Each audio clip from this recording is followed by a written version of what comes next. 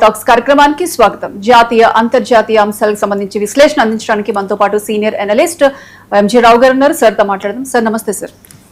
Sir చెప్పండి, piece deal తర్వాత కూడా లెబనాన్ పై ఇజ్రాయెల్ భీకర దాడి కావచ్చు, మళ్ళీ హార్మోజ్ ని క్లోజ్ చేయడం, వీటిని ఏ విధంగా చూడాలి? అంటే నెతన్యాహు మళ్ళీ ట్రంప్ ని ఫూల్ చేశారు అనుకోవచ్చా? ఎస్ అండి, ఇప్పుడు ఈ యుద్ధానికి అంటే ఫిబ్రవరి 28వ తారీఖున మొదలైన United states of America Israel combined attack on Iran అనేది మనకి ఏప్రిల్ 8వ తారీఖున అంటే 39 రోజుల యుద్ధానంతరం మనకు ఒక పీస్ డీల్ కుదిరింది. కానీ పీస్ డీల్ కుదిరిన మరుక్షణం కూడా పెద్ద ట్విస్ట్ అన్నమాట. ఎందుకంటే ఇజ్రాయెల్ నుంచి అతిపెద్ద ట్విస్ట్ ఏమని అంటే, ఈ పీస్ డీల్లో 10 పాయింట్లు ఈ శాంతి ప్రతిపాదనలో ఒక పాయింట్ ఏంటంటే, ఇరాన్ పెట్టిన ప్రతిపాదన లేకపోతే షరతు లేదా కండిషన్ అనుకోవచ్చు. అది ఏంటి అంటే, ఎట్టి పరిస్థితుల్లో ఇజ్రాయెల్ లెబనాన్ మీద అటాక్ చేయకూడదనే ఒక కండిషన్ కూడా ఉంది. ట్రంప్కి పాకిస్తాన్ సమర్పించిన కండిషన్స్ లో ఇది ఉంది. ఇది పార్సీ భాషలో ఉంది. అదేవిధంగా ఇరాన్ ఇచ్చిన పార్సీ భాష ఇంగ్లీష్లో కూడా ఇది ఉండడం జరిగింది. అక్కడ పూలు ఏం చేయలేదు ప్రతిపాదనలో. కానీ ఏమైంది అంటే, వెంటనే ఇజ్రాయెల్ ట్రంప్ మాట వినకుండా, యునైటెడ్ స్టేట్స్ ఆఫ్ అమెరికా మాట వినకుండా ఈ ప్రతిపాదనలు వెంటనే తుంగలో తొక్కి వెంటనే లెబనాన్ మీద 10 నిమిషాల్లో 100 అటాకుల మీద దాడి చేసి 89 నుంచి 200 మంది సివిలియన్స్ చనిపోవడానికి కారణమైంది. అంతకు ముందు దాడి సెంట్రల్ బీరూట్ అంటే లెబనాన్ రాజధాని బీరూట్ మీద అటాక్ చేయడం జరిగింది.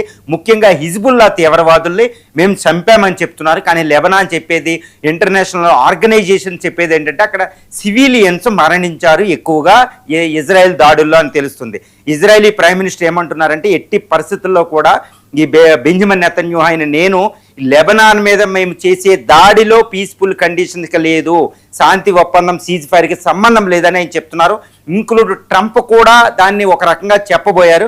వెంటనే ఇరాన్ ఏం చేసిందంటే, మీరు తుంగలో తొక్కారు కాబట్టి సరే నేను హర్మూజ్ స్ట్రైట్ క్లోజ్ అనుకుంటూ హర్మూజ్ స్ట్రైట్ని క్లోజ్ చేయడం జరిగింది. అంటే ఏంటి, హర్మూజ్ స్ట్రైట్ని క్లోజ్ చేసి వెంటనే ఇరాన్ మళ్ళా కూడా ఇటు బహ్రైన్, ఖతారు, ఏఈల మీద మిస్సైల్ వర్షం కురిపించడం జరిగింది. అంటే ఏంటి, ఎక్కడో యుద్ధం ఆగిపోయింది, పీస్ డీల్ కుదిరిపోయింది, తర్వాత అబ్బా స్టాక్ మార్కెట్ పెరిగిపోవడం, బంగారాల రేట్లు అటు ఇటు అవ్వడం, ఈ యొక్క బ్యారెల్ విలువ 99 అంటే మళ్ళీ $100 దిగువకు వచ్చేయడం, ఇవన్నీ ఒక పక్కన జరుగుతున్నాయి. కానీ ఆ ప్రాంతంలో మాత్రం యుద్ధం ఎండ కాలేదు.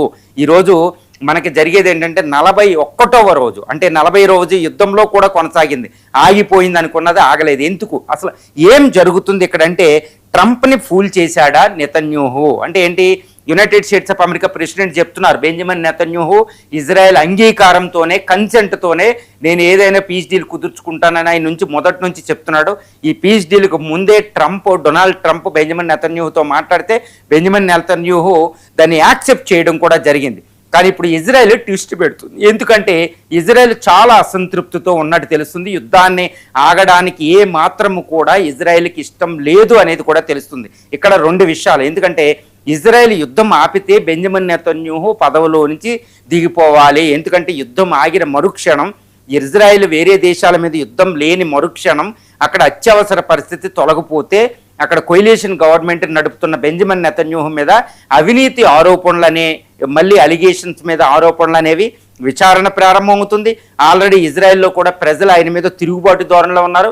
యుద్ధాలు అంటగడుతున్నాడని, తర్వాత ఎప్స్టీన్ ఫైల్స్లోంచి తప్పించుకోవడానికి, అవినీతి ఆరోపణలు తప్పించుకోవడానికి యుద్ధాల్లో గెంటుతున్నాడనేది అవినీతి ఆరోపణలు ఉన్నాయి. కాబట్టి యుద్ధం ఆగింది అంటే ఆయన అవినీతి ఆరోపణలు ఎదుర్కోవాలి. కాబట్టి ఇక లెబనాన్ మీద కూడా ఆయన యుద్ధం చేస్తూ ఉంటే యుద్ధం ఆగదు అనేది చాలా పెద్ద స్పెక్యులేషన్ అనేది even not only in Israel and across the globe నడుస్తుంది.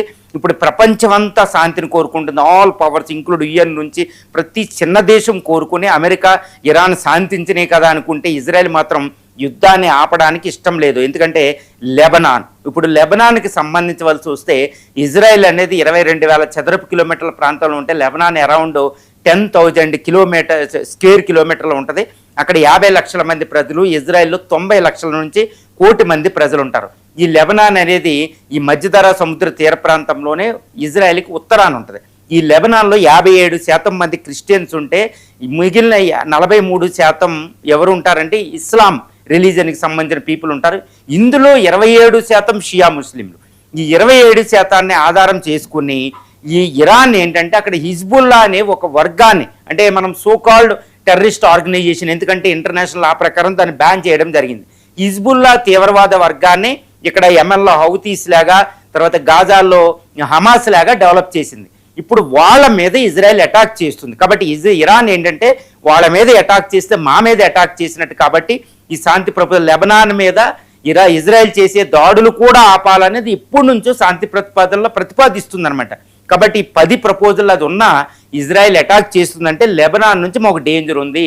ఇదే యుద్ధం సందర్భంలోనే అక్కడ హిజ్బుల్లాని, ఇక్కడ గాజాలో హమాస్ను ఆల్మోస్ట్ నాశనం చేసినట్టు హిజ్బుల్లాలో నాశనం చేయకపోతే ఇజ్రాయెల్కి రక్షణ ఉండదనేది నెతన్యాహు అభిప్రాయం కూడా. అది నిజమే కూడా. ఎందుకంటే హిజ్బుల్లా ఉత్తరం భాగం నుంచి టెల్ అవీవ్ తర్వాత జెరూసలేం మీద తీవ్రమైన దాడులు చేస్తారన్నమాట. వాళ్ళకి ఇప్పుడు సుమారు చెప్పాలంటే 30,000 మంది యోధులు వాళ్ళు ఉన్నారు, వారియర్స్ అనమాట. వాళ్ళ నుంచి చాలా ప్రమాదం. వాళ్ళ దగ్గర నుంచి యాంటీ ట్యాంక్ మిసైల్స్ నుంచి, రాకెట్ లాంచర్స్ నుంచి, డ్రోన్ నుంచి కొన్ని మిసైల్స్ కూడా ఉన్నాయన్నమాట. వాళ్ళ నుంచి ఇజ్రాయెల్కి చాలా ప్రమాదం ఉంది. ఇప్పుడు పీస్ డీల్లో లెబనాన్ మీద అటాక్ చేయకపోతే హిజ్బుల్లా నాశనం చేసే అవకాశం ఎప్పుడు కూడా ఇజ్రాయెల్కి దక్కదనమాట. ఎందుకంటే పీస్ డీల్లో వాళ్ళకి సంబంధం లేదు అనేది ఇజ్రాయెల్ చెప్పడం కొంతవరకు అది నిజమే. సార్వభౌమత్వం ప్రాబ్లం ఉంటుంది, వాళ్ళు తీవ్రవాదం ఉంటారు, గెరిల్లా వార్ఫేర్లో ఉంటారు.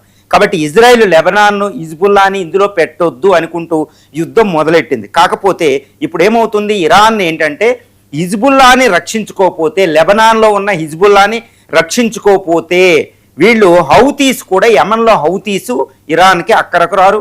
తర్వాత గాజాలో హమాస్ కూడా ఇరాన్ నమ్మదు. కాబట్టి వాళ్ళే ఇరాన్కి నమ్మకం కాబట్టి, బలం కాబట్టి హిజ్బుల్లాని ఎట్టి పరిస్థితుల్లో ఇజ్రాయెల్ రక్షణ నుంచి కాపాడాల్సిందే. అదర్వైజ్ హౌతీస్ని మిగిలిన ఫ్రెండ్స్ అందరిని అది కోల్పోతుంది, ఇంక్లూడ్ ఇరాక్లో ఉన్న షియా బ్రదర్హుడ్ను కూడా అది కోల్పోతుంది. కాబట్టి లెబనాన్లో ఉన్న హిజ్బుల్లాని ఇజ్రాయెల్ నుంచి రక్షించడానికి అవసరమైతే ఇజ్రాయెల్తో యుద్ధానికి వెళ్ళే పరిస్థితి కూడా ఇరాన్కు ఉంది. ఈ విధంగా ఇజ్రాయెల్ పరిస్థితి ఇజ్రాయెల్ది, ఇరాన్ కండిషన్స్ ఇరాన్ది. కానీ యుఎస్ ఏమంటుంది, ఇప్పుడు ఇజ్రాయెల్ ఏ దాడి చేయకుండా ఏదో పీస్ డీల్ కుదుర్చుకుంటే బెటర్. ఎందుకంటే ఏదోలాగా తల బొబ్బి కట్టి బయటకు వచ్చాను అంటే పెద్ద ట్రాప్లోంచి బయటకు వచ్చానని ఏదో ట్రంప్ అక్కడ పెద్ద సై ఆఫ్ రిలీఫ్ అనమాట, ఊపిరి పీల్చుకునే సందర్భంలో ఇజ్రాయెల్ మళ్ళా అడ్డం తిరిగిన పరిస్థితి ఉంది. ఇప్పుడు ప్రస్తుతం అయితే యుద్ధం కొనసాగుతుంది. హర్మూజ్ స్ట్రైట్ చాలా వరకు క్లోజ్ చేసి ఉంది.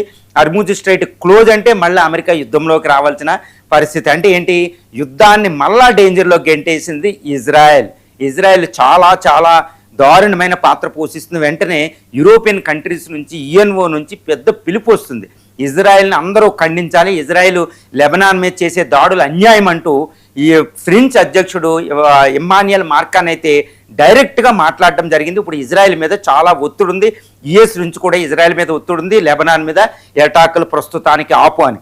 దీనికి తగ్గట్టే ఇరాన్ హిజ్బుల్లా నుంచి ఒక స్టేట్మెంట్ ఇప్పించిందండి. ఏమంటే హిజ్బుల్లా కూడా ఏమంటుంది, మేము ఇరాన్ అమెరికా కుదుర్చుకున్న పీస్ డీల్కి మేము అంగీకరిస్తాం, మేము శాంతిప్రతం, మేము అటాక్ చెయ్యం, ఇజ్రాయెల్ మీద అటాక్ చేయమని హిజ్బుల్లా చెప్తుందంటే ఇక ఇజ్రాయెల్కి ఎట్టి పరిస్థితుల్లో కూడా దాని మీద అటాక్ చేసే అవకాశం లేదు. కానీ మనకు ప్రస్తుతం చూస్తే ఇజ్రాయెలీ ప్రైమ్ మినిస్టర్ తన రక్షణ, తన పదవి కోసం హిజ్బుల్లా మీద అటాక్ చేస్తూనే ఉండే అవకాశాలు ఉంది. ఈ విధంగా అక్కడ వర్షం ఆగలే, యుద్ధాల మిసైళ్ల యుద్ధం, డ్రోన్ల యుద్ధం, ఈ వర్షం ఆగలేదనైతే చెప్పవచ్చు. యుద్ధం అనేది తీవ్రత ఇప్పుడు ప్రస్తుతం మనం అక్కడ యుద్ధ భూమి దగ్గర చూస్తే ఇరాన్ గల్ఫ్ దేశాల మీద అటాక్ చేస్తూనే ఉంది. అంటే ఒక్క యుఎస్ మాత్రమే తన మొత్తం సైన్యాన్ని వెనక్కి తీసుకోకుండా ఆ ప్రాంతంలో యుద్ధం చేయకుండా ఉంటే ఇక మిగిలిన దేశాలన్నీ యుద్ధంలోనే ఉన్నాయి. కాబట్టి నా అభిప్రాయం, as for as my mind is concern, based on that situation, the dynamic geopolitical and war situation as concern, ఆ ప్రాంతంలో ఏంటంటే ప్రస్తుతం యుద్ధం ఆగలేదు, యుద్ధం ఇంకా నిగురు కప్పిన నిప్పు రాగానే ఉంది.